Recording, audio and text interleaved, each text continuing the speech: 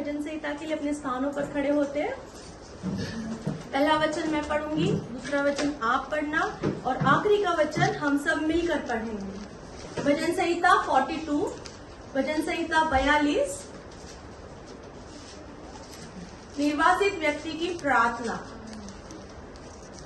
जैसे हिरनी नदी के जल के लिए हाँफती है, वैसे ही हे परमेश्वर मैं तेरे लिए हाँफता हूँ। जीवित है परमेश्वर, हाँ परमेश्वर, क्या मैं प्यासा हूँ? मैं कब तक परमेश्वर को अपना मुंह दिखाऊंगा?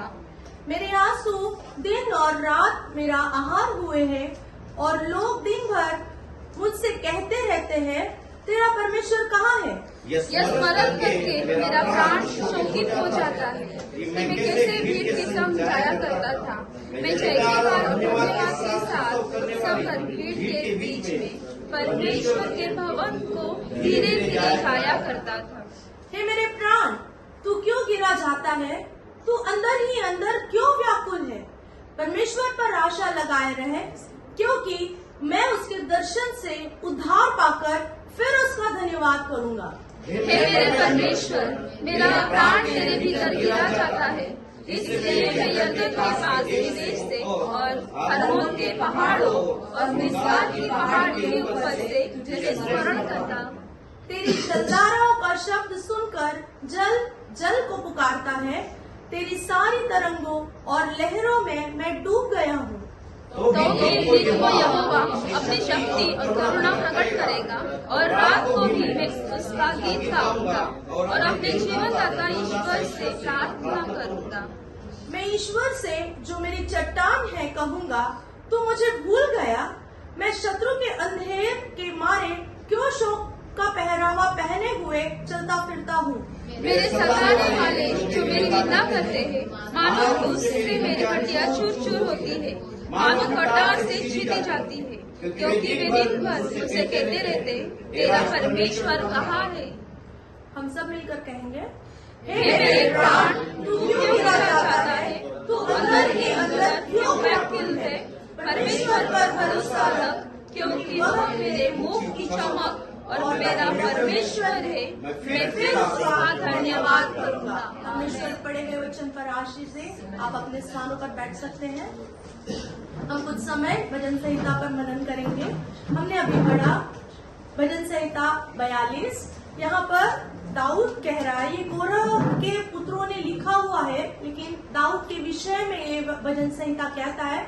सबसे पहले जब हमने वचन को पढ़ा कि जैसे हिरनी नदी के जल के लिए हाँफती है, वैसे ही हे परमेश्वर मैं तेरे लिए हाँफता हूँ। यहाँ पर दाऊद के जीवन में जब हम देखते हैं कि वो उसके जीवन में परमेश्वर के लिए जो स्थान है वो सबसे ऊपर है। वो कह रहा है कि सारी चीजों में, जैसे हम इस दुनिया में जब हम चलते हैं तो हमें अन्न चाहिए, हमें कपड़े चाहिए, हमें रहने के लिए स्थान चाहिए, हमारी जरूरतें कुछ और है ना। लेकिन दाऊद कहता है कि जैसे हिरनी पानी के लिए हाँफती है, मेरा प्राण तेरे लिए हाँफता है। इसका मतलब है कि हर एक जरूरतों से भी ऊपर, मेरे डेली रोज की जरूरतों से ऊपर मेरा तेरे साथ में, तेरी संगति के लिए मेरा प्राण वो हाँफ रहा है। हाँफना मतलब कि वो लॉन्गिंग, वो बोल रहा है कि मेरे लिए वो कितना महत्वपूर्ण है। परमेश्वर की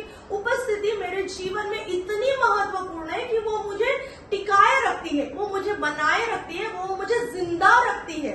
अगर हम इस दुनिया में हम जी रहे हैं, अभी जैसे हम जी रहे हैं, हम रोजमर्रा की जिंदगी में हम खाते हैं पीते हैं, हम लोगों से मिलते हैं, हम हंसी मजाक करते हैं, हम जो जी रहे हैं इन सबों में हमारे लिए सबसे ज्यादा इम्पोर्टेंट परमेश्वर की उपस्थिति है। अगर परमेश्वर की उपस्थिति हमारे जीवन में नहीं है तो जैसे नए नियम में कहता है कि हे मेरे प्राण तू खा पी मजा कर, लेकिन देख याद कर कि आज अगर तेरा प्राण लिया जाएगा तो तेरे लिए उसका क्या लाभ?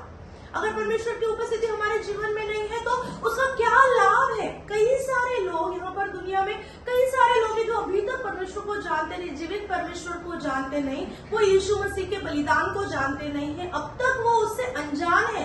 उनके पास सब कुछ है, धन दौलत है, पैसा गाड़ी, हर एक चीज सब कुछ है, लेकिन उनके पास अगर यीशु मसीह नहीं है तो उनका जीवन कैसा है? खालीपन है।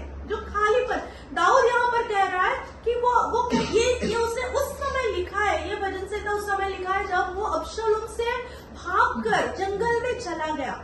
जब अपने स्थान, अपने कंफर्ट जोन में एक राजा जो अपने राज दरबार में अच्छे से खा पी रहा था, अच्छे से उसका लाइफ था, लेकिन एक समय ऐसा आया कि उसका खुद का बेटा उसके जान के पीछे पड़ गया और दाऊद को घर राज दरबार छोड़ना पड़ा। और छोड़कर जब वो जंगल में है, वो अकेलेपन में है, वो परेशानी में है, वहां पर उसके खाने पीने का कुछ वैसा प्रबंध नहीं है जैसा राज दरबार में होता था।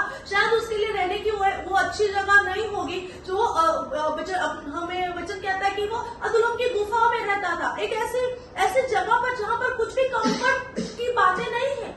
लेकिन वहां पर परमेश्वर की उपस्थिति से दाऊद कहता है कि अगर मेरे साथ परमेश्वर की उपस्थिति है तो मुझे वो बाकी चीजें का इतना वैल्यू नहीं है, मुझे वो नहीं भी है चीजें तो कोई बात नहीं, क्योंकि मैं वापस उभरूंगा। यहाँ पर जब हम पढ़ते हैं कि 4वें वचन में जब हमने पढ़ा कि मैं स्मरण करके शोकित हो रहा हूँ कि कैसे मैं परमेश्वर के भवन में जाया करता था।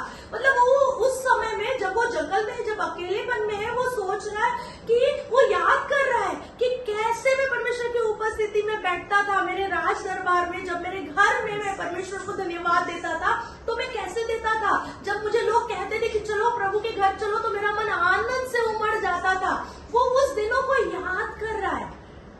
जब हम परमेश्वर के भवन में आते हैं, हम कैसे आते हैं?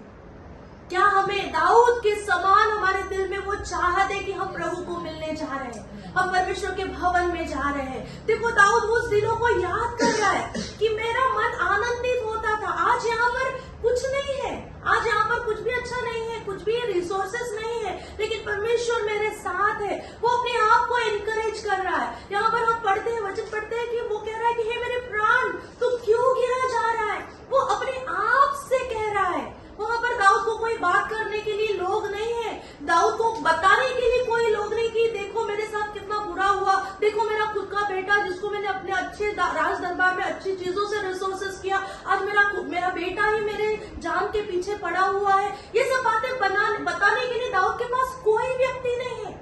शायद आज हमारी भी परिस्थिति ऐसी होगी, शायद हम परेशानी में, शायद अकेलेपन से जूझ रहे होंगे, शायद कुछ बातें हमें निराश करती होंगी, शायद लोग हमें समझ नहीं पाते, शायद कभी ऐसा होता है कि हम हार का सामना करते। लेकिन यहाँ पर दाऊद ऐसी परिस्थिति में भी खुद को एनकरेज कर रहा है, हे मेरे प्राण तू क्यों व्याकुल है, परमेश्वर पर भरोसा रख, परमेश्वर पर आशा लगाए रख। जब परमेश्वर पे वो आशा लगा रहा है, वो याद कर रहा है कि अगर परमेश्वर ने मुझे तब संभाला था, तब मेरी निराशा में संभाला था, तब मेरी हार में संभाला था, जब मुझे गोलियत को सामना कर रहा था, तब परमेश्वर मेरे साथ था। हर एक चीजों में परमेश्वर मेरे साथ था। आज भी परमेश्वर मेरे साथ है और मेरी परिस्थिति को बदलेगा। आज हम भी जब विश्वास करते हैं कि अगर ये परिस्थिति आज शायद अपने मन के जैसी हमारी परिस्थिति क्यों ना हो, लेकिन परमेश्वर का वचन कहता है, दाऊद ने अपने आप को एनकरेज किया, यहोवा पर भरोसा लगाए रख, यहोवा पर आशा लगाए रख, वो मेरी मुंह की चमक है। हम वचन पढ़ते, हमने आखिरी वचन पढ़ा, हे मेरे प्राण तू क्यों गिरा जाता है, तू अंदर ही अंदर व्याकुल क्यों है। दाऊद अपने आप को कह रहा है, अपने आप से कह रहा है। कई बार ऐसी परिस्थिति आती है, हम अपने आप को कोसते हैं, अपने आप को समझ नहीं पाते कि प्रभु क्या हो रहा है मेरे लाइफ में, मुझे कुछ समझ नहीं आ रहा है, मुझे क्या करना चाहिए। दाऊद की परिस्थिति ऐसी थी। दाऊद अकेलेपन में बोल रहा है, हे मेरे प्राण तू व्याकुल मत हो, क्योंकि तू यहोवा पर भरोसा लगाए रख, यहोवा पर आशा लगाए रख। जब कोई परिस्थिति, जब कोई इंसान तुझे मदद को नहीं आएगा, तेरे घर के लोग तुझे मदद को नहीं आएंगे, तेरे रिश्तेदार तेरे लिए मदद को नहीं आएंगे, तेरे दोस्त लोग तेरे करीब नहीं आएंगे, सबने तुझे छोड़ दिया, लेकिन यहोवा पर आशा लगाए, वो तेरे परिस्थिति को बदलेगा, वो तेरी जो चीजों को बदलेगा, वो आसपास की परिस्थिति को बदलेगा, वो लोगों को तेरे पास ले आएगा वापस। वो कह रहा है मैं फिर से धन्यवाद दूंगा। इसका मतलब है कि उसने पहले भी धन्यवाद दिया था। उस परिस्थिति में, उस आनंद की परिस्थिति में, हार में, कठिनाई में और शत्रुओं की उनके सामने, शत्रु के सामने उसने तब भी धन्यवाद दिया था। वो कहता है मैं फिर से धन्यवाद दूंगा, मैं फिर से धन्यवाद दूंगा, क्योंकि मैं जानता हूँ कि परमेश्वर मेरी परिस्थिति को बदलेगा। वहां पर आगे वो कहता है, क्योंकि वह मेरे मुख की चमक और मेरा परमेश्वर है, मैं फिर उसका धन्यवाद करूंगा। उसने जान लिया था, उसके पास एक एग्जाम्पल था मूसा का। यहाँ पर वो कह रहा है कि परमेश्वर मेरे मुंह की चमक है। जब हम मूसा के बारे में सुनते हैं कि जब वो परमेश्वर की उपस्थिति में बैठा था 40 दिन 40 रात, जब मूसा परमेश्वर की उपस्थिति में बैठा था, जब वो वापस आया, उसके मुंह की चमक अलग थी और उसकी मुंह की चमक देखकर लोग उसे देख नहीं पा रहे थे। लोग कह रहे तेरा चेहरा ढक ले क्योंकि तेरी चमक इतनी है, हम तुझे देख नहीं पाते। ये एग्जाम्पल दाऊद के पास मूसा का था। वो कहता है कि मुझे उस उपस्थिति में रहना है। आज भले मेरे आसपास कोई नहीं है, लेकिन परमेश्वर की उपस्थिति में मेरे मुंह की चमक बदलने वाली है। वो मेरे साथ है, इसके लिए मेरी मुंह की चमक बदल रही है। जब मूसा वहां पर परमेश्वर की उपस्थिति में था, क्या कर रहा था मूसा? 40 दिन 40 रात क्या कर रहा था? उसको कोई चिंता नहीं थी कि लोग मन्ना खा रहे कि नहीं, लोग पानी पी रहे कि नहीं, नीचे पानी मिल रहा है कि नहीं, लोग क्या कर रहे हैं, लोग अपने लोग परमेश्वर की उपस्थिति में है। उसने वो सब कुछ छोड़ दिया, वो परमेश्वर की उपस्थिति में बैठा रहा। क्यों? क्योंकि उसने उस बात को पाया था। मूसा जब परमेश्वर की उपस्थिति में था, परमेश्वर ने उसको उस सारी बातों को दिखाया जो पंच ग्रंथ हम बोलते हैं, उत्पत्ति से लेकर व्यवस्था विवरण तक, जो 5 पुस्तकें मूसा ने लिखी, वो मूसा को परमेश्वर ने उस पहाड़ पर उस उपस्थिति में दिखाई थी। अब्राहम के समय मूसा नहीं था, आदम को बनाने के समय में मूसा नहीं था, लेकिन मूसा लिखता है। सबसे पहले मूसा लिख रहा है कि पृथ्वी बेडोल थी, प्रभु का आत्मा उस पर तड़प रहा था। ये कैसे लिख रहा है? क्योंकि वो आत्मा ने उसे दिखाया था, उस उपस्थिति में दिखाया था। सबसे पहले अगर रेवलेशन देखने वाला व्यक्ति मूसा था, क्योंकि परमेश्वर ने उसे वो सारी बातों को दिखाया था और इस वजह से वो हम्बल हो गया। परमेश्वर का वचन कहता है मूसा के जैसा नम्र कोई नहीं। क्यों नम्र? क्योंकि उसने देखा कैसे परमेश्वर ने आदम को बनाया, उसने अपनी आंखों से देखा, तब जाके तो लिख रहा है। उसने देखा कैसे पृथ्वी बन गई, उसने देखा, और जब उसने वो बात को देखा, उसने जाना यहाँ पर रहना मेरे लिए कितना सौभाग्य की बात है। मैं परमेश्वर की उपस्थिति में इस पहाड़ पर, जब मैं अकेला व्यक्ति हूँ, जब परमेश्वर मुझे सब बातों को दिखा रहा है, उन सभी लोगों में से सोचो, इसलिए मूसा नम्र बन गया। जब एक रेवलेशन हमारे पास आते हैं, हम आसमान पे आसमान छूने लग जाते हैं। लेकिन सोचो मूसा के पास कितना रेवलेशन था, मूसा नम्र बन गया। दाऊद कह रहा है कि मेरे मुख की चमक मेरा परमेश्वर, क्योंकि वो जानता है मूसा के मुख की चमक वहां पर उस उपस्थिति में रहने की वजह से थी।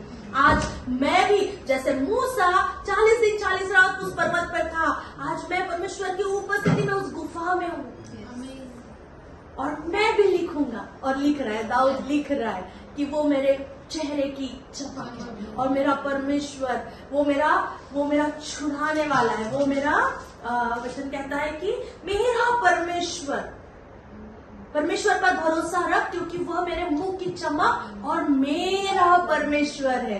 वो मेरा परमेश्वर है, वो मेरी चीजों को बदलने वाला परमेश्वर, वो मेरे लोगों के दिलों को बदलने वाला परमेश्वर, वो मेरी अवस्था को बदलने वाला परमेश्वर। और इसलिए मैं उसका फिर से धन्यवाद करूंगा, क्योंकि वो मुझे फिर से आनंदित करने वाला है, वो मुझे फिर से छुड़ाने वाला है, वो मुझे फिर से कमी घटी में से निकालने वाला है, वो फिर से मुझे शत्रुओं के सामने मेज पर बिठाने वाला परमेश्वर है, वो मुझे फिर से आनंदित करने वाला है।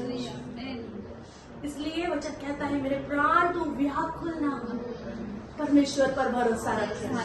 वो तेरी आशा है, वो तेरी आशा है। जब हम परमेश्वर पर आशा रखते हैं, परमेश्वर चीजों को, परमेश्वर इस वचन के द्वारा आपको आशीष